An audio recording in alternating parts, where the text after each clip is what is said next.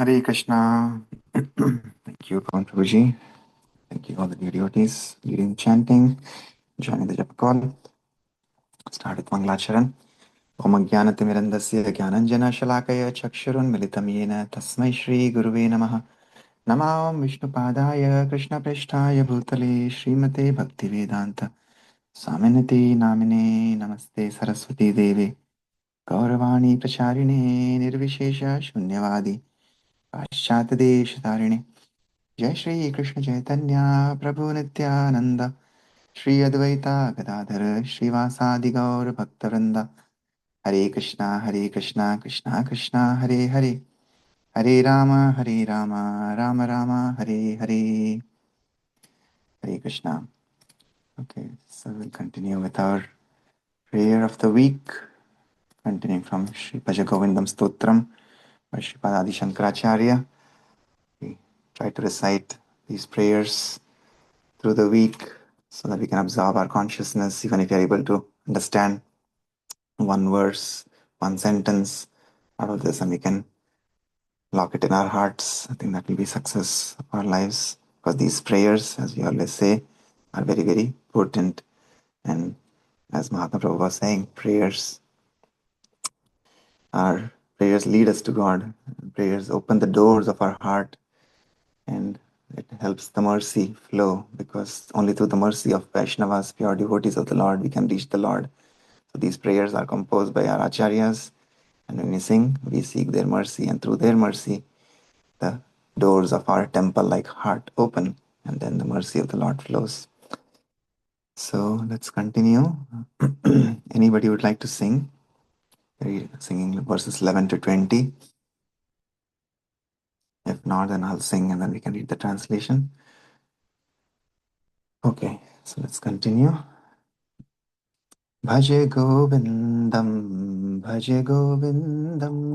Govindam Bhaja Mudhamate Samprapte Sannihite Kale Nahi Rakshati Dukrin Karane Ma Kuru Dhana Jana Yavana Garvam Harati Nimeshat Kala Sarvam Mayamidam Akhilam Hetva Brahmapadam Tvam Pravisha Vedetva दीनयामिन्यौ सायं प्रातः शिशिरवसन्तौ पुनरायातः कालः क्रीडति गच्छत्यायुः तदपि न मुञ्चत् याशावायुः द्वादशमञ्जरी काभरिशेषः पतितो वैया करणस्यैषः उपदेशो भूत् विद्यानिपूर्णै श्रीमच्छङ्कर भगवत्चरणै काते कान्ता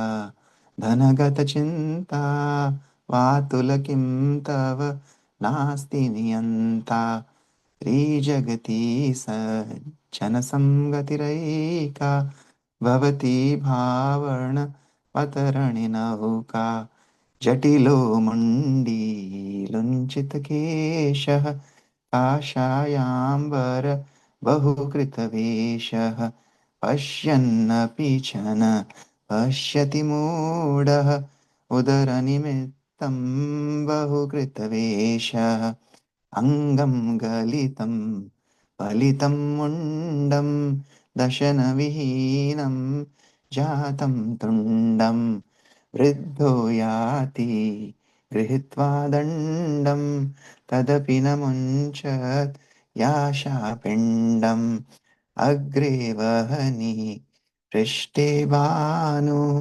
रात्रौ चुबुका सम्पर्पिता जानुः करतलभेक्ष तरुतलवासः तदपि न मुञ्चत् याशापाशः कुरुते गङ्गा सागरगमनं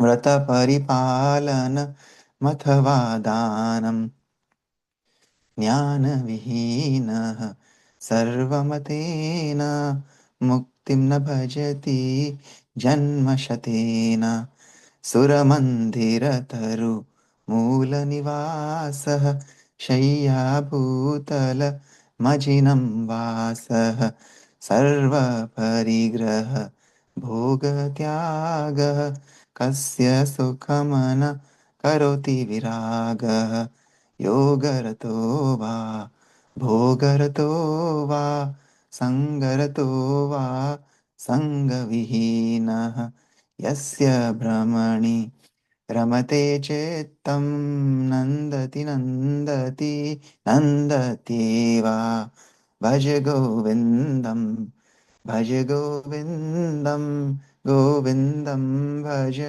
मूढमते सम्प्राप्ते सन्निहिते काले नहि नहि रक्षति दुकृन्कर्णे हरे कृष्ण हरे कृष्ण कृष्ण कृष्ण हरे हरे हरे राम हरे राम राम राम हरे हरे श्री गोविंद दामोदर स्तोत्रम की जय। श्री पादादि शंकराचार्य की जय। Jagat Guru Srila Prabhupada ki jai. Okay, so we'll read translations from 11 to 20. Prabhuji, I Anybody can would like read. to read? Manali I can Mataji. read, Yes, please. Prabhuji. Yeah, go ahead, Mataji. Do not boast of wealth, friends, and youth. Each one of these are destroyed within a minute. Free yourself from the illusion of the world of Maya and attain the timeless truth. Daylight and darkness, dusk and dawn, winter and springtime come and go. Time plays and life ebbs away, but the storm of desire never leaves. This bouquet of 12 verses was imparted to a grammarian by the all-knowing Shankara, adored as the Bhagavad Pada. O madman, why this engrossment in thoughts of wealth? Is there no one to guide you? There is no there is only one thing in three worlds that can save you from the ocean of samsara. Get into that boat of satsanga, knowledge of the truth, quickly. There are many who go with matted locks, many who have clean shaven heads, many whose hairs have been plucked out. Some are clothed in saffron, yet others in various colors, all just for a livelihood. Seeing truth revealed before them, still the foolish ones see it not. Strength has left the old man's body. His head has become bald, his gums toothless, and leaning on crutches. Even then, the attachment is strong and he clings firmly to fruitless hope. Behold, there lies the man who sits warming up his body with the fire in front and the sun at the back. At night, curls up the body to keep out of the cold. He eats his beggar's food from the bowl of his hand and sleeps beneath the tree. Still in his heart, he is wretched puppet at the hands of passions. One may go to the Ganga, observe fasts, and give away riches and charity, yet devoid of jnana, nothing can give mukti even at the end of 100 births. Take your residence in a temple or below a tree, wear the deer skin from the dress, and sleep with Mother Earth as your bed. Give up all attachments and renounce all comforts. Blessed with such vairagya, could any fall to be content? One may take delight in yoga or bhoga, may have attachment or detachment, but only he whose mind steadily delights in Brahman enjoys bliss, no one else. Hare Krishna. Thank you, Hare Manali Krishna. Mataji. Hare Krishna. Yes, so like Adi Shankaracharya is saying here, "O madman, why this engrossment and thoughts of wealth? Is there no one to guide you?" So, and Srila Prabhupada Lilamrita that we are reading, that is the condition of all the American youths who were coming to him. They were engrossed in the thoughts of wealth, or they had left the wealth of their parents because they were just struggling to find out the purpose of life. And then Srila Prabhupada comes, and then he's their guide, he's their savior, and he's their spiritual father, as they were saying yesterday. He was more than their real father, right? And Srila Prabhupada was calling them as the flowers of their nation, right? So young, beautiful flowers. That is how we say we should offer ourselves to the Lord in bhakti. Offer ourselves when we are young, when we are fresh. That's how we offer flowers to the Lord, not when the flowers are wilted or when they're about to be decomposed, right? So not in the old age, but in the fresh young age. And yesterday we saw Prabhupada was preaching at the Ohio State University. Finally, he comes there, and he was so excited to see there are 1,000 people sitting, and there were more 1,000 students in the aisles. So more than 2,000 kids, dancing jubilantly, chanting, clapping, while the kirtan was going on that Prabhupada led. And he was so excited, so happy to see that the youth were uh, taking to this process of Krishna consciousness, because it is a purest of pure treasure that is coming all the way from the spiritual world, brought to us by Sri Chaitanya Mahaprabhu, and then through the mercy of his disciples and the Guru Parampara, Prabhupada is just preaching this message based on the order of a spiritual master. So that is the potency. That is where we say the potency comes when we follow the instructions of our acharyas. And so, yeah, when we pray, when we sing these prayers, we are following in the footsteps of our acharyas. And Prabhupada is traveling from all center to center in the US, across the west and the east, from New York to San Francisco, LA, Montreal. And his presence itself is like uh, the dose of spiritual energy that his disciples want. And yeah, he's enlivening them, and he's saying that one sincere soul is enough. One sincere soul can go and start a center, and then hundreds of people will join if you have the purity, if you have the sincerity, following the instructions. Okay, so let's continue. We are reading from this part now. Prabhupada finished, like I said yesterday, at the Ohio State University, the Kirtan, and now he's traveling from Columbus. So he's in our territory now in Ohio. And now he's going to New Vrindavan Dham. Hari Bol.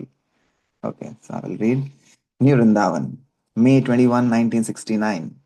Accompanied by Kirtananda Swami and Hayagriva, Prabhupada then traveled from Columbus to the New Vrindavan farm project in the hills of West Virginia. When their car got stuck in a neighbor's garden near the entrance to the property, Prabhupada decided to walk the final 2 miles along the muddy access road that led to the farm. The road soon ended, however, and Prabhupada and his two guides picked up a footpath entering the dense forest. The mid-May trees were still coming into foliage, and the sunlight broke through the branches to a carpet of brilliant purple phlox. Prabhupada walked quickly ahead of Kirtananda Swami and Hayagriva, who hurried to keep up. A winding creek repeatedly crossed the path, and Prabhupada would cross by stepping from stone to stone. The road, he said, would not be difficult to travel by ox cart. The forest was like a jungle, just as he had expected and wanted. For the past year, Prabhupada had corresponded with Kirtananda Swami and Hayagriva concerning New Vrindavan, and this correspondence had established the direction for Krishna conscious country living. Prabhupada had said he wanted the community based on Vedic ideals, everyone living simply, keeping cows, and working the land. The devotees would have to develop these ideas gradually. It would take time, but even in the beginning, the keynote should be simple living and high thinking. Because the community would remain completely aloof from the city, it would at first appear inconvenient and austere. But life would be peaceful, free from the anxieties of the artificial urban society based on hard work for sense gratification. And most important, the members of such a community would be serving Krishna and chanting his name. Prabhupada spoke little, making his way along the path as if at his own home. They stopped beside the creek, and Prabhupada sat down on a blanket Kirtananda Swami and Hayagriva spread for him on the grass. We are stopping for Kirtanananda, Prabhupada said. He is tired. Prabhupada and his party drank water from the creek, rested briefly, and then continued. As they rounded a curve in the road, Prabhupada could see a clearing on the ridge ahead.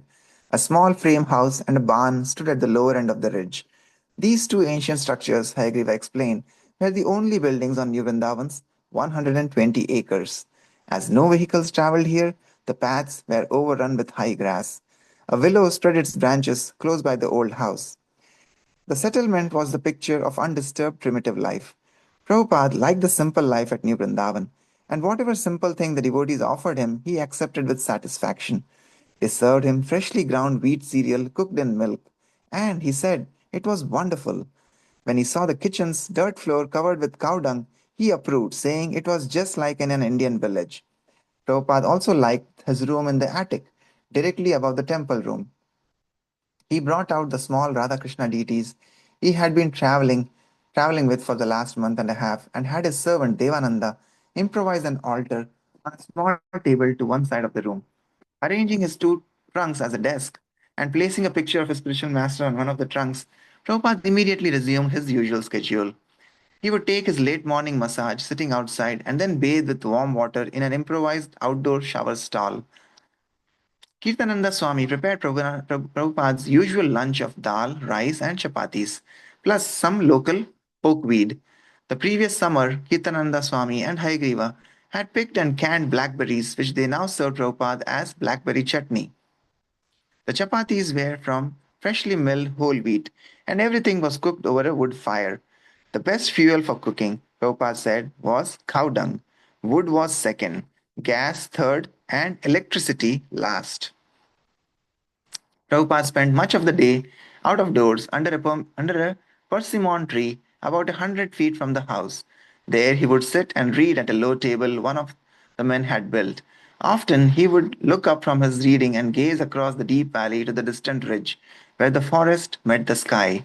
In the late afternoon, devotees would gather under the persimmon tree with Prabhupada, sitting and talking with him until after sunset. They saw Prabhupada's living with them as a practical demonstration of New Vrindavan's importance. If he, the greatest devotee, could be satisfied living simply and chanting Hare Krishna in this backwoods setting, then they should follow his example. Comparing New Vrindavan to the Vrindavan in India, Prabhupada said that New Vrindavan was in some ways better, since Vrindavan, India, was now congested with worldly men. 500 years ago, the Goswami followers of Lord Chaitanya had excavated the sites of Krishna's pastimes in Vrindavan, and only pure devotees had lived there. But in recent years, Vrindavan had become a place for materialists and impersonalists. New Vrindavan, however, should admit only the spiritually inclined. In Vedic society, Prabhupada said, everyone had been satisfied to live like this, in a small village beside a river. Factories were unnecessary. Prabhupada wanted this Vedic way of life for the entire world, and New Vrindavan could serve as a model for the benefit of the masses. New Vrindavan had no phone, and mail had to be fetched by a 2 mile walk. In this, Prabhupada said, New Vrindavan was like Vrindavan, India. Both Vrindavans lacked in modern amenities. This difficulty, however, coupled well with the Vaishnava philosophy that modern amenities were not worth the trouble required to get them. A devotee accepting whatever nature provides spends his time and energy in spiritual life. New Vrindavan's only cow was a black and white crossbreed named Kalia, and Prabhupada would drink a little of her milk morning, noon, and night. I haven't tasted milk like this in 65 years, he said. One day, he predicted, New Vrindavan would have many cows, and their udders would be so full that the dripping milk would muddy the pastures. Although people in the West were blind to the great sin of cow slaughter and its grievous karmic reactions, he said New Vrindavan would demonstrate to the world the social, moral, and economic advantages of protecting the cow and utilizing her milk rather than killing her and eating her flesh. Prabhupada wanted the New Vrindavan devotees to build cottages. He wanted many buildings, even if at first they were primitive, and he gave a plan for a simple structure of baked mud. He also wanted a Krishna conscious school, and the country, he said, would be the best place for it. The city is made by man, and the country is made by God, Prabhupada said, paraphrasing the British poet Cowper. The young students should learn reading, writing, and arithmetic, and at the same time, they should become pure devotees. In their play, they could imitate the pastimes of Krishna and his cowherd boyfriends, with one child massaging Krishna, another wrestling with Krishna, just as in the spiritual world. The women in New Vrindavan, Prabhupada said, should care for the children, clean the temple, cook for the deities, and churn butter. He had many plans for New Vrindavan. And he was giving only idea seeds with few details. You develop it to your heart's content, he told Kirtananda Swami. An ideal Vedic community with the members producing all their own food and necessities was what Prabhupada wanted. Unless the devotees at New Vrindavan could become self sufficient, he said there was no use in their occupying such a big piece of land. Even before Prabhupada's visit to New Vrindavan, he had requested Kirtananda Swami and Hayagriva to plan for 7 temples on the property. These 7 temples should be named after the major temples of old Vrindavan. Shri Madan Mohan, Govindji, Gopinath, Radha Damodar, Radha Raman, Shyamasundar, and Radha Gokulananda. Prabhupada said he would personally secure Radha Krishna deities for each temple. It was inevitable that Prabhupada leave New Vrindavan. Letters from London, Los Angeles, and San Francisco compelled him to travel.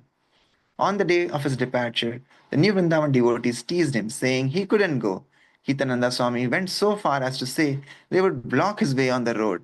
But Prabhupada corrected him. You can't do that to the spiritual master. Accompanied by Ketananda Swami and the New Vrindavan devotees, Prabhupada walked along the forest path. The New Vrindavan countryside was verdant, the summer air hot and moist. Prabhupada was silent. He had come here to encourage his disciples, and he himself had also become encouraged. Here was simple village life as Krishna himself had lived it, depending on the land and the cow. That cow Kalia had given such nice milk. New Vrindavan's cows were not ordinary. They knew they would not be killed. So far, only a few devotees were here. But by Krishna's grace, more would come. Prabhupada and Kirtananda Swami walked together along the forest path, saying little, but their mutual understanding was deep. Prabhupada hadn't given him any specific instructions, a few words while sitting or walking together outdoors, a gesture, a facial expression of pleasure or concern. Titananda Swami could understand, however, that New Vrindavan was very dear to his spiritual master and should become dear to him also. Prabhupada assured him that because the devotees of New Vrindavan were centered on chanting Hare Krishna, serving the deities, and protecting the cows, Krishna would bless them with success. The community was already successful, and Krishna would continue to protect the devotees against all impediments and difficulties. At the end of the 2 mile walk, Prabhupada, surrounded by his followers, stood beside the car that was to take him to the airport in Pittsburgh, from where he would fly to Los Angeles. His suitcases, which had come out on a horse drawn cart, were loaded into the car's luggage compartment, and Prabhupada got in the back seat. Amid cries of Hare Krishna and Prabhupada, the car pulled out onto the country highway, and Prabhupada continued chanting Hare Krishna on his beads. Prabhupada had been hearing regularly from his 6 disciples in London. Having little money and living as separate couples in different parts of the city, they found their greatest inspiration in Prabhupada's letters. They would repeatedly read his instructions and dream of when he would one day visit them in London. Although in San Francisco, Krishna consciousness had been fun for the 3 couples, in England it was becoming more and more difficult. The devotees, being foreigners, were not allowed to earn a salary, and except for a few contacts, they knew no one. Although unable to live together, they were trying to maintain their morale and Krishna consciousness. Yamuna. I had to move to a Jamaican ghetto, the top floor of one of the buildings. It was awful. Day after day, I would sit and listen to a tape of Prabhupada singing. It was a beautiful tape he had just done in Los Angeles, and I would pray to him, please come, please come. Mukunda. Letters. That's what kept us alive. Prabhupada would write and say, I'm coming. 2 or 3 times he wrote to say, I'm coming by March. And we would write back and say, we wanted to get a place first. We really felt it wouldn't be right for him to come unless we had a place first. He wrote a letter to my wife. I was planning to come by March, but your husband is not allowing me. What can I do? The devotees in London had not seen Prabhupada in 4 months, and still there was no date set for his visit. Although they sometimes became discouraged and talked of going back to America, they persevered. Prabhupada had promised he would come when they got a temple, and that promise helped them remember that they were personally serving him. They felt that he was doing the work and they were his assistants. His absence was only external.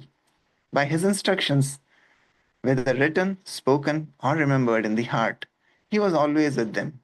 He was constantly directing them. While trying out various schemes to popularize Krishna consciousness in London, Shyam Sundar arranged for a program to which he invited many of London's prominent citizens. About 100 people responded to Shyam Sundar's formal invitation, one member of parliament, a few government officials, but mostly young people. The devotees served a feast and showed a film of Srila Prabhupada walking by Stowe Lake in Golden Gate Park. Prabhupada had sent a tape recording specifically for the evening, and the devotees highlighted it as the evening's special attraction. Even though they hadn't had time to hear it in advance, Gurudas started the tape, and suddenly there was Prabhupada's voice. Ladies and gentlemen, please accept my greetings in the happy year of 1969 and blessings of Sri Krishna, the Supreme Personality of Godhead, for your kindly participating in this happy meeting of Krishna consciousness. Although Prabhupada had recorded the tape in the quiet of his room in Los Angeles, the devotees were astonished to feel Prabhupada's direct presence, preaching Krishna consciousness to the English. Lord Chaitanya informed us that the absolute personality of Godhead can descend in transcendental sound vibration, and thus, when we chant Hare Krishna mantra offenselessly, we immediately connect, we immediately contact Krishna and his internal energy. Thus, we become immediately purified from all dirty things in our heart. The guests sat silently, the guest sat listening politely as Prabhupada described the soul's travail of transmigrating from body to body and the path of the soul's liberation through chanting Hare Krishna, Krishna Krishna, Hare Hare, Hare Rama, Rama Rama, Hare Hare. Krishna consciousness was transcendently colorful and full of transcendental pleasure. Chanting could be done anywhere, on the street, in the park, or at home. Prabhupada concluded his talk. But to assemble and sit together, we require a place for congregation. Therefore, a temple of Krishna consciousness movement is required to be established in various centers in the world, irrespective of the particular country's culture, philosophy, and religion. Krishna consciousness is so universal and perfect that it can appeal to everyone, irrespective of his position. Therefore, I fervently appeal to you all present in this meeting to extend your cooperation for successful execution of this great movement. Thanking you once more. There was a pause, and then Prabhupada began playing the harmonium and singing Hare Krishna. Afterward, he again spoke. My disciples in London have very eagerly asked me to visit there, and I am also very anxious to see you all. So, as soon as there is opportunity, I shall go with my Sankirtan party, who are now engaged in Los Angeles, and that will be a great pleasure for you all to meet together. That is all. Only a few weeks after his meeting, the group received their first important publicity. A photo of the six devotees and the little Saraswati appeared with an article by the famous columnist Atticus in the Sunday Times. Guru Das was quoted as saying, Hare Krishna is a chant which sets God dancing on your tongue. Try chanting Queen Elizabeth and see the difference. The article described the missionary group from America as very gentle people, a bit unworldly, but not at all ingenuous. Citing their renunciation of illicit sex and intoxication, the article commented, Tame, you might think, but they look very well on it. And what's likely to earn them a public is their chanting. Within a few days, the same article appeared in the San Francisco Chronicle, but with a new headline Krishna chants startle London. Prabhupada was pleased when he saw the headline. Indeed, his Grihastha disciples had succeeded where his sannyasi godbrothers had failed. Although several of Prabhupada's scholarly godbrothers had lectured around England for over the last 35 years, only one person, an elderly English lady named Elizabeth Boughtel, had shown interest. Okay, so I think we'll pause here today. Hare Krishna. Yes, so Prabhupada is continuing his ambitious and heroic mission, spreading Krishna consciousness from one town and one village at a time to all over the globe, as Sri Chaitanya Mahaprabhu predicted. And yes, wonderful. We saw how he's walking through New Vrindavan, and we can visualize. Most of us here have all been to New Vrindavan, and at that point, how it was in 1969, so hard to go up there. He was walking 2 miles. Today, we can have the luxury of driving in our cars all the way up. But yeah, you can see Prabhupada's vision. In 1969, he can think and see the future, just like he was seeing across the valley where the forest met the sky. He saw the future of New Vrindavan. There will be lots of cows. People will come from everywhere around the world to visit and absorb their consciousness in Shri Shri Radha Vrindavan Chandra. And the cows, will be the focal point. There will be Gurukul for the kids to study. Right. So he had at least given ideas and some details, and we see how um, painstakingly but lovingly his disciples have carried out those orders. And today, New Vrindavan is such a flourishing community, and we all love going there and having a good time with our kids and with the devotees. So again, we see when a pure devotee says something, Krishna, puts all his potency in his words, and those words come true eventually. It's just a matter of time. Time is separating. So Srila Prabhupada said we should have 7 temples there, just like Vrindavan Dham. Right? He wanted Vrindavan, which is like a forest, a countryside, right? Not like a city.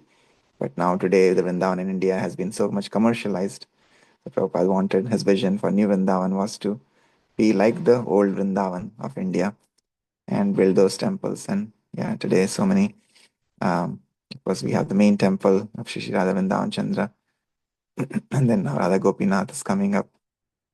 And eventually, I'm sure by the hard work and the love and um, affection of his disciples and the grand disciples, more temples will come up in New Vrindavan on the 120 acres of land that we have.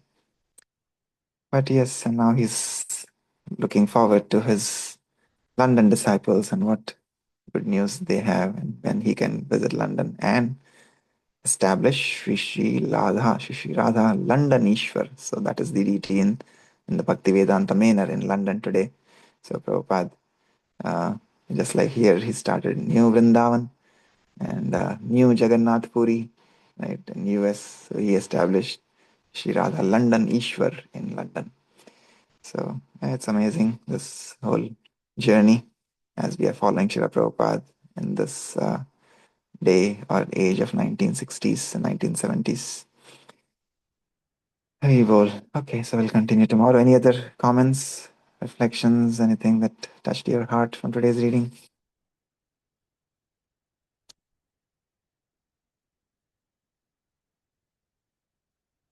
Even his disciples have understood the mood of their spiritual master. They're saying, chant Hare Krishna. Try chanting Queen Elizabeth and see the difference.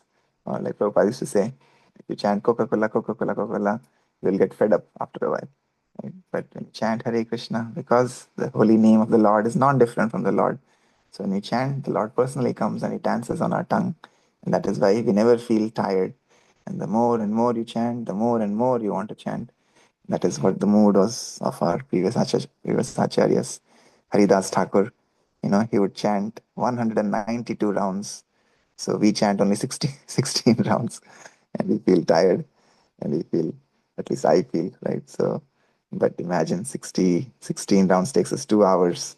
So 64 rounds takes us almost 8 hours.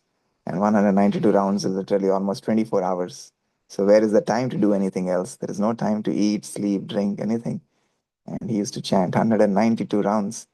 And even after that, Chaitanya Mahaprabhu, would come and then he tell him, okay, Haridas, enough of your chanting. Now let's go and, go out in the streets and preach. Right. So then he will go, he and Nityananda Prabhu will go and they will share this wonderful, loving process of bhakti with others. So that is the perfection of life. Yeah, we chant and Krishna, Chaitanya Mahaprabhu wants us to serve. And then, yeah, Haridas Thakur would go out and serve. And then the Jagannath Rath Yatra, they would dance, he would dance. Uh, they had multiple parties in the Jagannath Rath Yatra. So, yeah, and we see that purity that he developed, with that. Then even a uh, Vaishya came to Haridas Thakur just by the purity and the potency of his chanting. Her heart was transformed. He said, just let me chant, once I'm done with my rounds, then I'll fulfill your desires. And day after day, 3 days, 4 days, she just waited there, and just by his chanting, her heart was transformed and she became a Param Vaishnava, she became a Bhakt. So that is the purity of pure devotees chanting. And this chanting is coming all the way from the spiritual world. So that is and we see here Prabhupada's disciples have caught that instruction, the mood of Prabhupada, and they're preaching the same thing as it is to people in London. And that is how their hearts will be transformed. Okay, all right. Thank you so much for your association on a Sunday morning. It is not very easy, but when we labor hard for the Lord, then the Lord will labor hard for us, right? So we have to do some austerity, and when we do little austerity, that that attracts the all attractive, and yeah, hopefully by the mercy of our Guru Parampara, one day we can relish the taste of chanting Hare Krishna Mahamantra. Hari Bol. Okay, so we'll conclude here with Vaishnava Pranam prayers. Vancha kalpatarubhyascha kripa sindhubhya eva cha patitanam pavanebhyo Vaishnavebhyo namo namaha. Anant Koti Vaishnavanda ki jai, Jagat Guru Shila Prabhupada ki jai. Nitai Gaur Premanande, Hari Hari Hare Bol. Hare Krishna. Hare Krishna. Hare Krishna. Hare Krishna.